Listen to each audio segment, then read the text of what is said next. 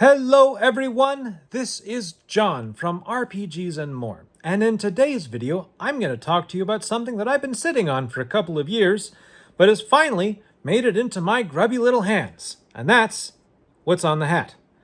This is the Dungeon Dwellers role-playing game by Reaper Miniatures, written by Joseph C. Wolf. I have been a playtester for this system back from the beginning. I've been part of Joseph C. Wolf's playtester group, and it has been a joy and an honor to work on this system and try to make it the best that we possibly could make it. Try to mess around and see what we can break, if we can break it, in order to test the limits and just have a good time. Today, I finally have the whole set in my hands. Actually, I've had it in my hands for a couple of days, but I wanted to get a chance to kind of look through the books and compare what I see in the physical books to what I saw in the PDFs to make sure that my memory is still good and kind of be able to show a lot of it off to you. Okay, so what do you get? Well, I got the collector's box because that's what I wanted when I decided to back this thing. Full disclosure, I paid for this myself. Yes, I was a play tester, but the only thing that we got as compensation for being a play tester was we got the free PDFs when so we had the rules in order to play the game. All right, so everything I show you today is something that I bought with my own money. I am a fan. I am not being paid to do this. This is all me. Okay? So now that we got that out of the way, I can also say I don't have an affiliated link or anything like that, but I will post a link to Reaper's website where you can find out more information and hopefully place an order if you think that it sounds interesting for you. All right. First off, let's look at some of the books. Here is the Player's Guide. This has a delightful cover by Wayne Reynolds, and it is a nice length book. The length of the books here is far more reminiscent of the old Advanced Dungeons and Dragons first edition and second edition books. So there's nothing too crazy there. There's a lot of space, but excuse me, it's not as thick of a tome as some of the other systems we get out here have. And we have Denizens of the Dungeon, which is the monster manual. And it is another fantastic book, full color art from start to finish in all three of these core books. And the art is beautiful. So let's see, here is a layout to give you an idea of what the monster manual pages look like. Okay. The other cool thing about the monster manual here is that because this is being produced by Reaper Miniatures, you know that everything in that monster manual is going to be an item in their catalog. Now, normally, that sort of thing does not excite me. But when we're talking about role-playing games and I find out that there's a monster that I want to use, sometimes I've had a hard time finding a miniature for that monster because, you know, some things are more proprietary and only certain companies have the stuff for it, whatnot, what have you. And then those things go out of print and you can't find them. Well, all this stuff, the system is made by Reaper Miniatures, and the miniatures are made by Reaper Miniatures. So yes, it's kind of sole source, but at the same time, they keep it in stock. And it's easy to order from the website. I've been ordering Reaper stuff for probably more than 10 years now, and I've never really had a problem at all. So you're good. All right, and then last we have the Game Master's Vault. This is going to be chock full of great Game Master's advice written by Joseph C. Wolf. So you can enjoy that. And again, full color art throughout the entirety of the book. If there is one thing that I will say about these books is the fact that they are gorgeous and they are easy to read. I was a little hesitant when I first got the PDFs that were the final versions because they do have that what do you want to call it, the staining behind the text. And I was afraid that this sort of parchment staining was going to make the text harder to read. Well, I can happily report, now that I have the physical books in my hand, that in 99% of the cases that I have read so far, that has not been a problem. The text type that they used is bold and clear, so there's no issues there. All the box text is green with white, and the white print is very bold and very clear, so there's no problems there. There are some boxes that are a darker tan, still with black text. If you were to print this out in grayscale, it might be a problem. But as long as you get the full color books from Reaper, I don't think you'll have an issue, because I've been reading it and I haven't had an issue. All right, tables are well laid out. Give you an example of a good looking table here. There we go. That's what they all kind of look like right there. Everything is pretty well laid out. Like I just said that, but it's all set up so that you can easily read what's going on. You're not going to get lost, and you're not going to lose track of which items go on which line. So pretty nicely done. And they're not crammed in there like they're desperate to fit as many things as possible onto that one table, onto that one page, because they want to keep the word number high but the page count low. Yeah, they're not worried about that. They just made a book. And I really appreciate that. All right, what other things do we have in here? Well, I got the bag with the metal hero tokens, or Joss points, as Joseph enjoys calling them. And those are pretty nice. They're these nice little shields that have the cool symbols on them. There you go. Go into this nice kind of leather-like bag. Very nice. Okay, and then we also have this little package that is Dungeon Dwellers. It's a book of adventures, plus a nice map. Very good, very good. I always love good adventures. If there was one thing that I have said on multiple occasions, is if you're making a system, you got to give me at least one adventure in your starter kit. Otherwise, I'm going to be lost as to how to actually implement what you're doing, especially if what you're doing is slightly different than what we've seen before.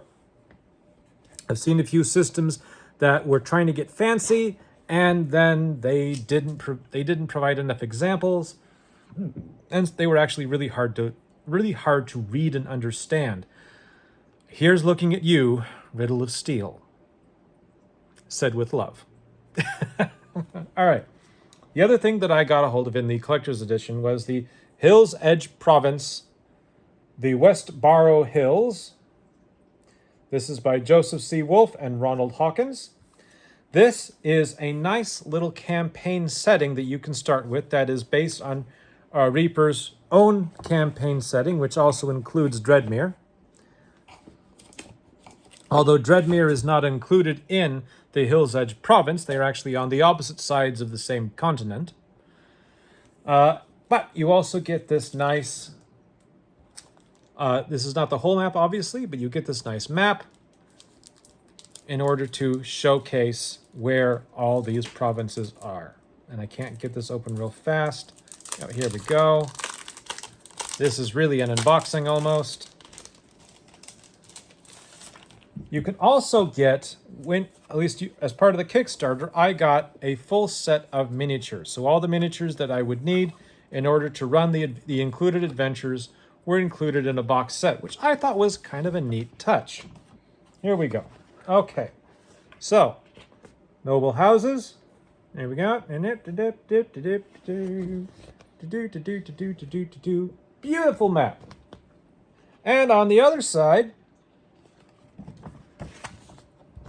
we've got the whole thing, the whole Hills Edge province in Vestonia. Pretty cool, very detailed.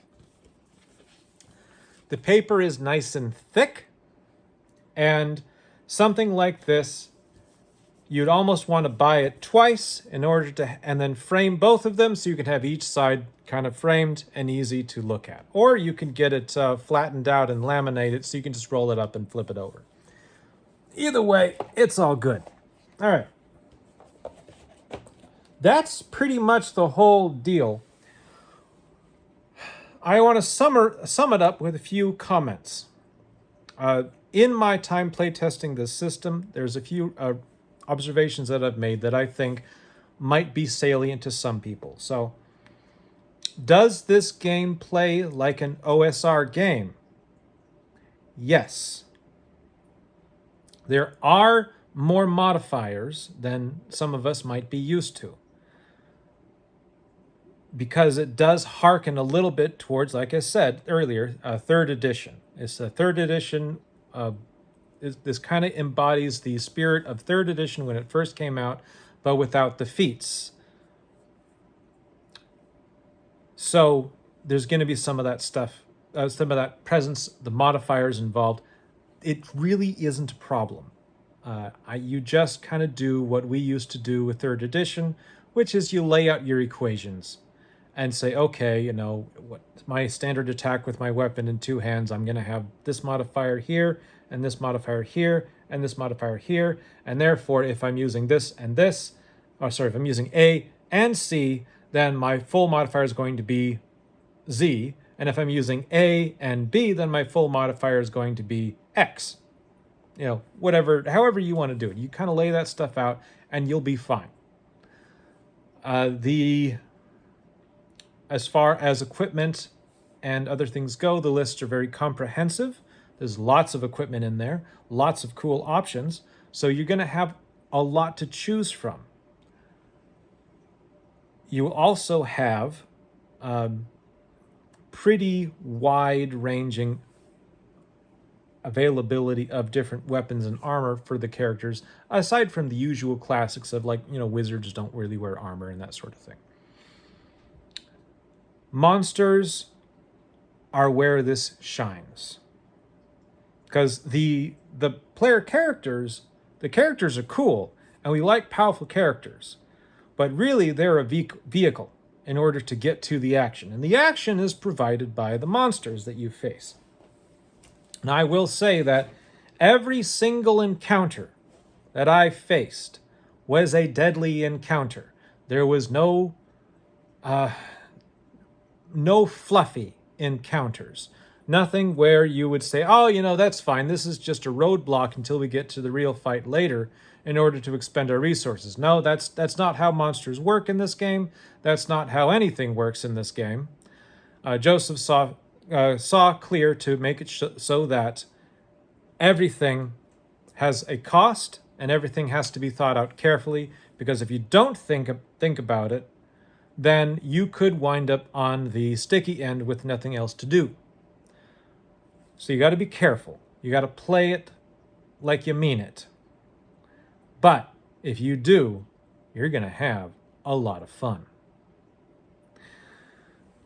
Will I be running this game with stuff in the future? Not right away. I want to finish my current project first.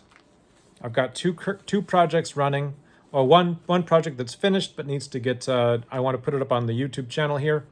The other one, which is ongoing, that isn't finished yet. So once I get those two things finished, then I'll think about running some Dungeon Dwellers. I have not been a DM in this game yet. I've only been a player so far because we've been playtesting. So I can't speak to how it DMs, but from observation, it looks like it DMs very smoothly. I did not see a lot of math that was obvious on the back end.